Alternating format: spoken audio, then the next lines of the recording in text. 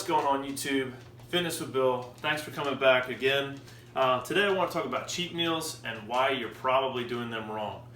So I don't want to make it a thing where you should feel bad about what you're eating.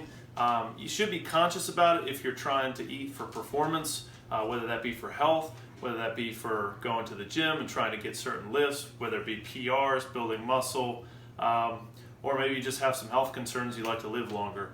But a lot of people have this misconception. They think that dieting is just struggle and misery and pain, and it really doesn't have to be. So just for instance, I did a little bit of math here. I wrote it down because I'm not a math professor. I'm not even a math student, basically. But 3,000 calories per day. Let's say that that's just what you need. That's what you need to maintain what you've got going on right now. You're not trying to gain weight, you're not trying to lose weight, you just want to keep it where it's at.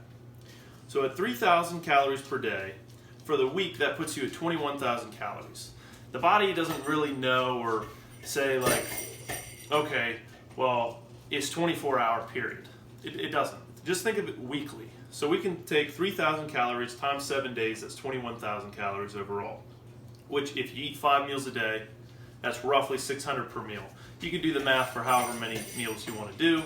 I just did it for 5 because I like to eat throughout the day. Now, let's say on the weekend, you're like, hey, I'm gonna go out with my friends, I'm gonna have some beer, I'm gonna have some burgers, I might go out to IHOP for breakfast, so you eat a little bit more.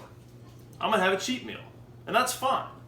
But here's why I think you should do flexible dieting as opposed to just an all-out cheat. So if you have a weekend cheat meal where all the cheat stuff adds up to 2,000 extra calories, and that's pretty simple. I mean, you could literally go to IHOP and get chicken and waffles, and that could be it right there. Or whiskey for a shot of that is 120 calories, or a Bud Light, 110 calories. You know, you have like, say 5 of those per night, 2 nights, that's 1,000 calories. Then you might have a pizza. There's your 2,000 calories right there. But now, what does that do to our weekly total calories? Well, that turns it from 21,000 to 23,000. Or that's going to be 3,286 calories per day. So already right there, you're roughly 300 calories over what you intended to eat to maintain your body weight. So how does that play out? Well, if you're eating consistently like that, you know, you eat your 3,000 throughout the week, and then on the weekends you're eating more. Well, now instead of eating 3,000 a day, you're really eating 3,300. And it's really hard to estimate food unless you're actually weighing it, measuring it, which not a lot of people do. I don't even really do that. I just gauge it within a certain range. And that's pretty much as good as you need to do unless you're competing. Hang on, gotta let the dog out real quick. All right, so right back into it, thanks. So now, if you do that consistently for a couple months or a year, that results in a weight gain. So unless you up your cardio, unless you up the amount of steps that you do per day, you know, say you find out on your Fitbit or your phone, hey, I'm doing 8,000 steps a day, I'm gonna try to do what I can to get 10,000. Well, boom, now you're burning more energy, so you could balance it out a little bit more, and you shouldn't be scared of it. Like, all it is just a math equation. So I just wanted to bring that to your attention. I know there's a lot of people who, you know, you're not competing, you're not trying to be a big bodybuilder person, you're not trying to get super lean, you just want to have a good look, or you just want to maintain it.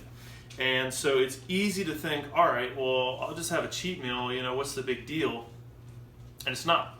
But the way I do things is, okay, I want to have a piece of pizza, or I want to have an entire pizza.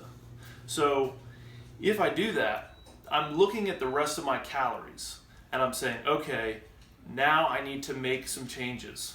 So maybe I'm going to cut a meal out. Maybe I'm going to eat lower calorie foods for the rest of the day.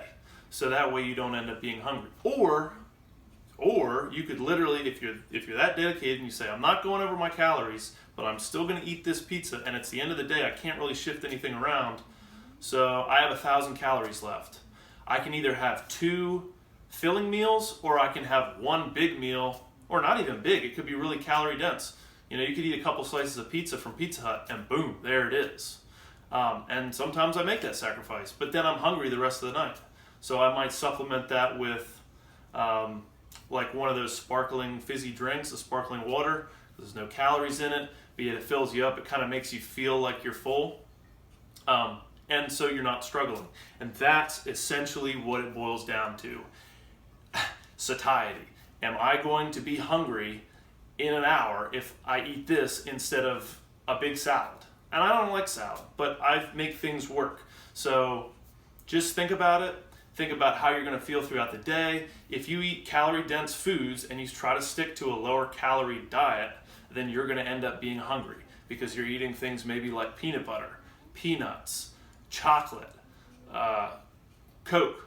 You know, there's nothing really wrong with soda, but they're all high density, high calorie dense foods. And then in order to stay on your calories, you end up eating this much food as opposed to this much. You know, if, I don't know where I heard it, but it was like half the calories, double the food. You cut the calories in half of all the foods you're eating, you get to eat a lot of friggin' food. And who doesn't want to do that? Well, maybe some people don't. I like eating a lot. If you ask people that see me at work, that know me, my family, my wife's family, they're like, that dude can eat. So you have to watch what you're eating if you're going to be shoveling in all day. And that's things like veggies, chicken breast, fish. But hell, I love Greg Doucette. I love watching him. He talks about popcorn. It's very filling. You got to get the right kind. He really preaches about that, the smart pop, not God. Don't get the skinny pop or he'll woo. But you should check his channel out, by the way. Greg Doucette. He's an IFBB pro. He's really awesome, and he just tells it like it is. But again, stick with foods where you can eat throughout the day, and that way you're not going to feel like you're starving, you're suffering, it's miserable. Don't do it. Life is too short. And if you're on vacation, enjoy yourself. Because there's also a trade-off between, well, I could live to 100 and live a miserable, boring life, or I might live to 85 and I could enjoy myself and have a good time. It's all about balance and moderation. So I just wanted to bring that to you guys. Comment down below if you have any thoughts. I'd really appreciate it if you would like and subscribe, because I promise I'm going to keep making these videos. I'm going to start doing more stuff in the gym. I'm going to start showing you videos of the workouts that I do, some of the exercises. I've had a problem with anterior pelvic tilt, problems with my knee from past injuries and how I've worked around those. So I really want you guys to follow me along, make comments, make suggestions if there's anything else that you want to see, and we're in this journey together. So until next time, peace out, guys.